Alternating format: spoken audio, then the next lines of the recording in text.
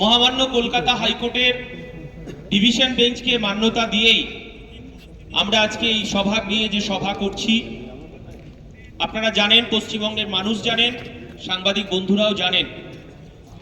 কারণ আপনারা জানেন যে ইন্ডিয়ান সেকুলার ফ্রন্টের এজেন্ডায় আছে পাঠ্যসূচিতে সংবিধানকে মান্যতা দিতে হবে, সংবিধানকে পড়াতে হবে। আমরা সেই কারণেই রাজ্য কমিটি সিদ্ধান্ত নিয়েছি যে আগে সংবিধানকে আমাদের প্রাধান্য দিয়ে তৃণমূল কংগ্রেস বিজেপিকে সবক শেখাতে চাই, সংবিধান কিভাবে মান্যতা দিতে হয় আইএসএফ এর কাছে আর একবার শিখতে হবে। আমরা এই কথাটা বলতে চাইছি। আজকে হাজার হাজার লাখো লাখো যুবক, হাজার হাজার মায়েরা, বোনেরা, চাচারা, চাচিরা আজকে নেতাজি ইন্ডোরে কি হতে চলেছে তারা টিভির পর্দায়, মোবাইলে আজকে চোখ রেখেছেন, তারা লাইভ দেখছেন। আজকে সেই সমস্ত ভাইদের উদ্দেশ্যে বলি, মমতা বন্দ্যোপাধ্যায় আপনি শুনে রাখুন, 2024 সালের লোকসভা নির্বাচনে ডায়মন্ড হারবার থেকে আইএসএফ জিতবে। আর মমতা বন্দ্যোপাধ্যায়ের পৈতৃক সম্পত্তি ভিক্টোরিয়া হাউসের সামনে আইএসএফ বিজয় উৎসব করবে। লাখো লাখো মানুষকে এই বার্তা আজকে আইএসএফ দিতে চাইছে। মমতা বন্দ্যোপাধ্যায় ভাইপো, আপনি আর একবার শুনে রাখুন, জঙ্গল থেকে হিংস্র পশুকে তুলে নিয়ে এসে খাঁচায় বন্দী করা যায়। আর আপনি যে ষড়যন্ত্র করছেন, আপনি পশ্চিম বাংলার গণতন্ত্রকে লুট করছেন, গণতন্ত্রকে হত্যা করছেন, গরিব খেটে খাওয়া শ্রমজীবী আদিবাসী দলিত মানুষের অধিকারকে লুট করছেন। কিন্তু এই হাজার হাজার লাখো লাখো মানুষের হৃদয় থেকে আইএসএফ কে আপনি নিকেশ করতে পারবেন না। এই বার্তা নেতাজি ইন্ডোর থেকে আপনাকে দিয়ে রাখছি। নতুন বছরে অনেক শুভেচ্ছা পেয়েছি, আমরা হাজার হাজার শুভেচ্ছা পেয়েছি। ভাইপোর ডায়মন্ড হারবার থেকে আমার এক আইএসএফ এর কর্মী এবং সে খেটে খাওয়া মানুষ আমাকে বার্তা দিচ্ছে যে নতুন বছর, নতুন ভোর। আর আমি একটা মাত্র উত্তর দিয়েছি, নতুন বছর, নতুন ভোর, আর জেলে যাবে সব চাকরি চোর আর জব কার্ড চোর। এই কথাটা আইএসএফ বলে যাচ্ছে। এবং শুনে রাখুন, এই পশ্চিম বাংলার গণতন্ত্রকে হত্যা করেছে মমতা বন্দ্যোপাধ্যায়, পশ্চিম বাংলার সম্পদকে লুট করেছে মমতা বন্দ্যোপাধ্যায়। আর আইএসএফ বলছে, দিদি আপনার ষড়যন্ত্রের কাছে আমরা পরাজিত হইনি, পরাজিত হয়েছেন আপনি, পরাজিত হয়েছে আপনার ভাইপো। এই লাখো লাখো মানুষ আবার আমরা বিজয় পতাকা ওড়াবো, সেই লক্ষ্যেই আমরা চলেছি। আমাদের মেরুদণ্ডকে ধমকে চমকে পুলিশের একটা অংশকে লাগিয়ে 42 দিন জেল কাটিয়েছেন, জেলে ভরে 420 দিন জেলে রাখুন। আমাদের মেরুদণ্ডটাকে বিক্রি করব না, তার উদাহরণ আমার দলের সেনাপতি নওশাদ সিদ্দিকী আপনাকে বুঝিয়ে দিয়েছে। আর পিসি ভাইপোকে রাতের ঘুমকে হারাম করে ছেড়ে দিয়েছে। এটুকু শুনে রাখুন, ইন্ডিয়ান সেকুলার ফ্রন্ট আজকে ইন্ডোর থেকে এই কথাটা বলছে যে আপনি প্রশাসন চালাচ্ছেন, গরিব খেটে খাওয়া শ্রমজীবী আদিবাসী দলিত কৃষকের সম্পদকে লুট করেছেন। আর আজকে আইএসএফ বলছে আপনার প্রশাসন শাহজাহানকে পাহারা দিক, আপনার প্রশাসন আরাবুলকে পাহারা দিক, আপনার প্রশাসন শওকত মোল্লাকে পাহারা দিক। আর আইএসএফ এই বাংলার খেটে খাওয়া শ্রমজীবী আদিবাসী দলিত মানুষের পাহারাদার হিসেবে বেঁচে থাকবে। মেরুদণ্ডটাকে বিক্রি করার জন্য আইএসএফ জন্ম নেয়নি। তাই এই কথাটা বলি, আমরা আজকের সভা থেকে এই কথাটা বলছি। যখন উনি পারছেন না আমাদেরকে দমন করতে, আমরা মহামান্য কলকাতা হাইকোর্টের বিচার ব্যবস্থা, কলকাতা হাইকোর্টের মহামান্য কলকাতা হাইকোর্টের নির্দেশকে আমরা মাথা পেতে আজকে আমরা সেই কাজ করছি। কিন্তু সেই সঙ্গে সঙ্গে আপনি 2023 সালে ষড়যন্ত্রের কথা, এই 21শে জানুয়ারি ষড়যন্ত্রের কথা এই পশ্চিম বাংলার মানুষ ভুলে যায়নি, এই পশ্চিম বাংলা ভারতবর্ষের মানুষ ভুলে যায়নি। দিদি আপনাকে বলছি, আপনি রাজ্যের পুলিশ মন্ত্রী, আপনাকে বলছি, আইএসএফ কে মিথ্যে মামলা দিয়ে এনডিপিএস কেসের ভয় দেখিয়ে যাবে না। আপনি যদি মনে করেন আইএসএফ কে ধমকে চমকে পুলিশের ভয় দেখিয়ে জেলের ভয় দেখিয়ে আইএসএফ আজকে ইনডোর স্টেডিয়াম থেকে বলছে যে তৃণমূলকে পশ্চিম বাংলায় 1 ইঞ্চি জমি আমরা ছাড়বো না, এই কথাটা আজকে সারা পশ্চিম বাংলায় যাদের বুকের যন্ত্রণা, যারা আজকে এই উদ্দীপনা নিয়ে আজকে কলকাতায় তারা আজকে শহীদ দিবস পালন করার উদ্দেশ্যে আসছিলাম। আমাদের শহীদ দিবস পাগলু ড্যান্স নয়, আমাদের শহীদ দিবস ওখানে নাচনের জন্য নয়। আমার দলের প্রথম শহীদ আমার বারাসাতের উত্তর 24 পরগনা হাসানুজ্জামান, আমার দলের শহীদ আনিস খান, এই কথাটা বলে রাখি। তাই আমরা পঞ্চায়েত নির্বাচনকে দেখেছি, আমরা গত 23 সালের 21শে জানুয়ারি আমরা ইন্ডিয়ান সেকুলার ফ্রন্ট প্রথম বলেছিলাম এই পশ্চিম বাংলায় রক্তপাতের নির্বাচন চাই। আমরা বলেছিলাম গরিব খেটে খাওয়া শ্রমজীবী মানুষের 100 দিনের কাজের টাকা লুট করেছে মমতা বন্দ্যোপাধ্যায়, তার হিসাব চাওয়ার জন্য সেদিন আমরা ধর্মতলায় এসেছিলাম। আমরা সেদিন বলেছিলাম সে তৃণমূল হতে পারে, সে বিজেপি হতে পারে, সে কংগ্রেস হতে পারে, সে বামপন্থী বন্ধু হতে পারে, যদি তার টালির চালা মাটির বাড়ি দরমার ঘর থাকে, সে যদি তৃণমূল কংগ্রেসও করে, আমার দলের চেয়ারম্যান বলেছে তাকে প্রথমে প্রধানমন্ত্রীর আবাস যোজনা দিতে হবে।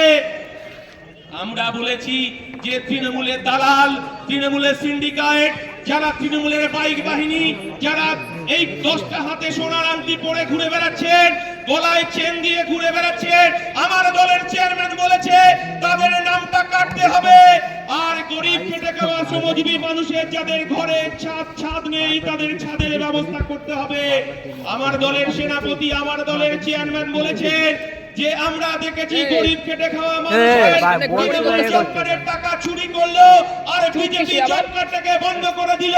আমার দলের চেয়ারম্যান বলছে যে গরিব খেটে খাওয়া শ্রমজীবী মানুষ 100 দিনের কাজের টাকা তাকে ফেরত দিতে হবে, আর যারা জব কার্ডের টাকা চুরি করেছে তাদেরকে শাস্তি দিতে হবে।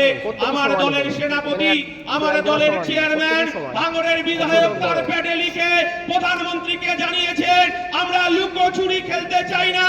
মমতা বন্দ্যোপাধ্যায় আর নরেন্দ্র মোদী সরকার লুকোচুরি খেলছে আর পশ্চিম বাংলার মানুষকে ধোঁকা দিচ্ছে। আর আমার চেয়ারম্যান চিঠি লিখছে আর আমাদেরকে বলা হচ্ছে যে বিজেপির দালাল, আমাদেরকে বলা হচ্ছে বিজেপির কাছ থেকে টাকা খেয়েছে। সৎ সাহস থাকলে মমতা বন্দ্যোপাধ্যায় আপনি প্রমাণ দিয়ে দেখান যে আমার দলের পৃষ্ঠপোষক আব্বাস সিদ্দিকী, আমার দলের চেয়ারম্যান, আমার দলের কার্যকরী সভাপতি, আমি সহ কোন নেতা বিজেপির কাছ থেকে টাকা খেয়েছে। কিন্তু পশ্চিম বাংলার মানুষ দিদি আপনাকে দেখেছে 1998 সালে যখন এই পশ্চিম বাংলায় তৃণমূল কংগ্রেসের জন্ম হলো, বিজেপির গর্ভে তৃণমূলের জন্ম হয়েছে, আইএসএফ তখন ছিল না। আপনার দলের second in command Mukul Roy বলেছেন, যিনি এখন কৃষ্ণনগর উত্তরের বিধায়ক, তিনি বলছেন যাহাই বিজেপি তাহাই তৃণমূল, আর যাহাই তৃণমূল তাহাই বিজেপি।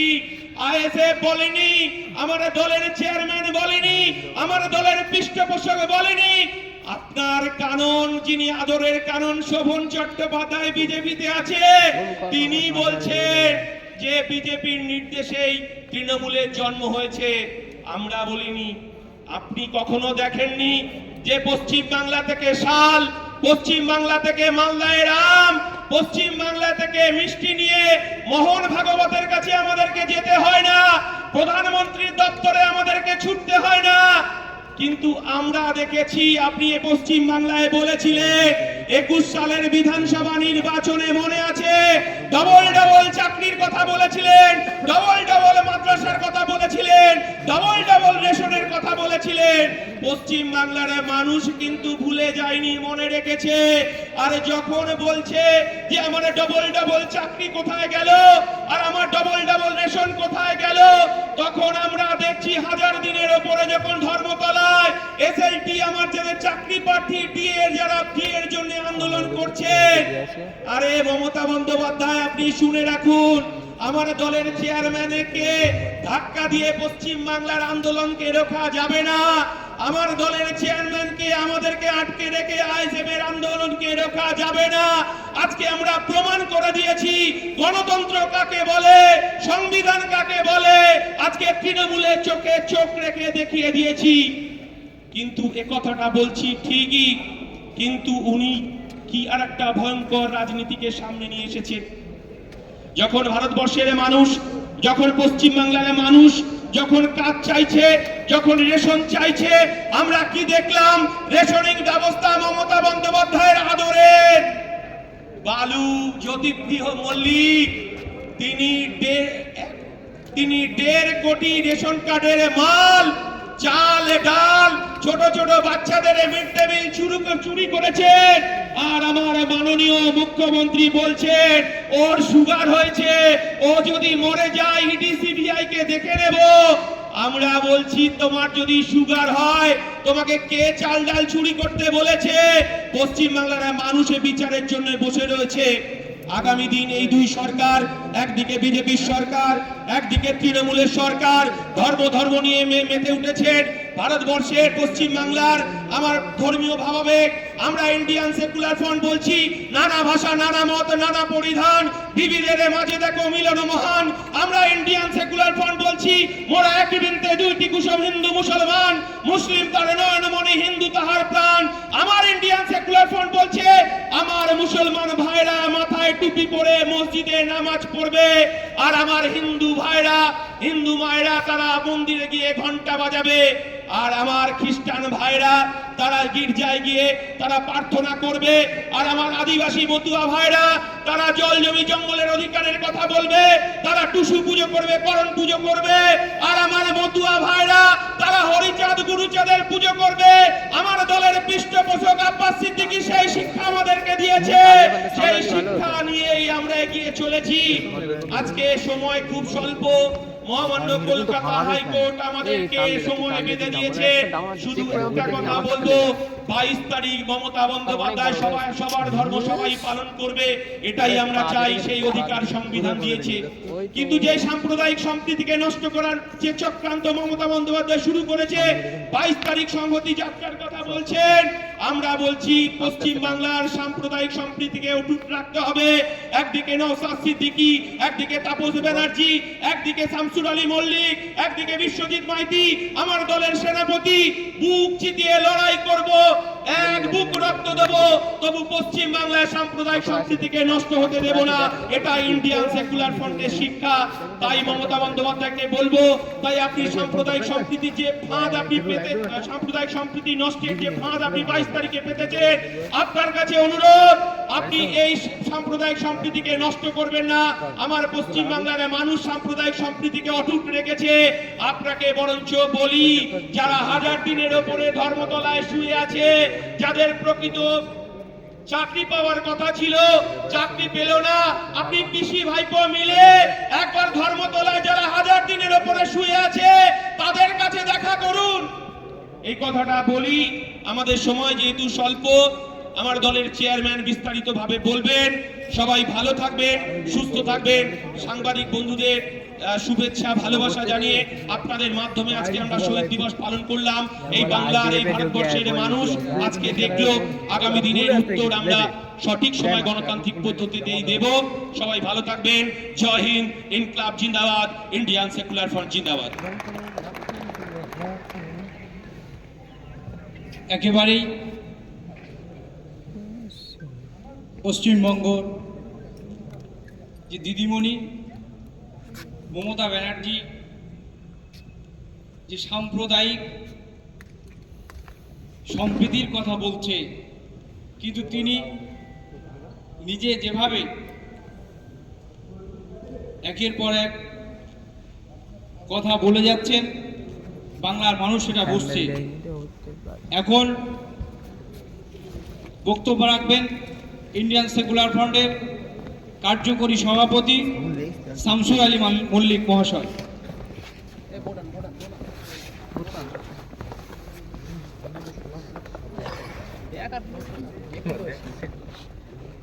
সকলকে সংগ্রামী অভিনন্দন।